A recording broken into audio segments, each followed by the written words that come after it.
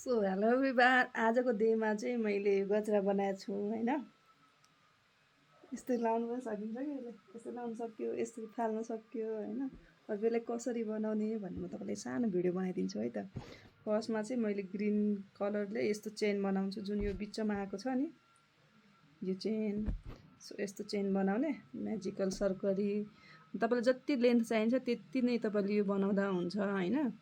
अब मलाई अहिले जतिको निड छ 150 सानो ठुलो कति चाहिन्छ त्यही लेन्थमा तपाईँले बनाउन सक्नुहुनेछ होइन। सो मेरो यो लेन्थ अलि पुगे छैन, म चाहिँ बढाउँछु यसलाई।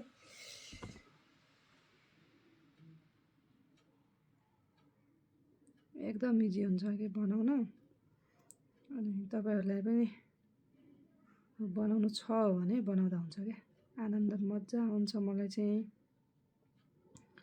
मैले हिजो यो बनाएको थिएँ होइन। फेरि अब यो बनाएर तपाईँहरूलाई यो कसरी बनाउने त्यो सिकाउँदैछु। र मैले यतिको लेन्थ बनाएँ। अब यसले धागोलाई चाहिँ म काट्छु यता।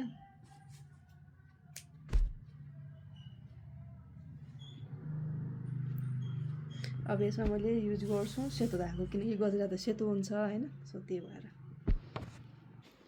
अब मैले चाहिँ यो सेतो धागो युज गरिरहेको छु फर्स्टमा नट बनाउने होइन। अनि त्यसपछि तपाईँलाई अलिक छोड्न मन छ भने छोड्दा नि हुन्छ, नभए फर्स्टैबाट तपाईँले दुईवटा धागो युज गर्दै यहाँबाट यसरी धागो निकालेर यता पुल आउट गरिदिने कि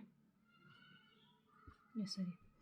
अब यसमा 1 2 चेन बनाउने, 2 3 बनाए नि हुन्छ। त्यसपछि फेरि यसमा जुनमा हामीले इन्सर्ट गरेका थियौँ त्यसमा नै हामीले 3टा डबल क्रोसे गर्ने, 2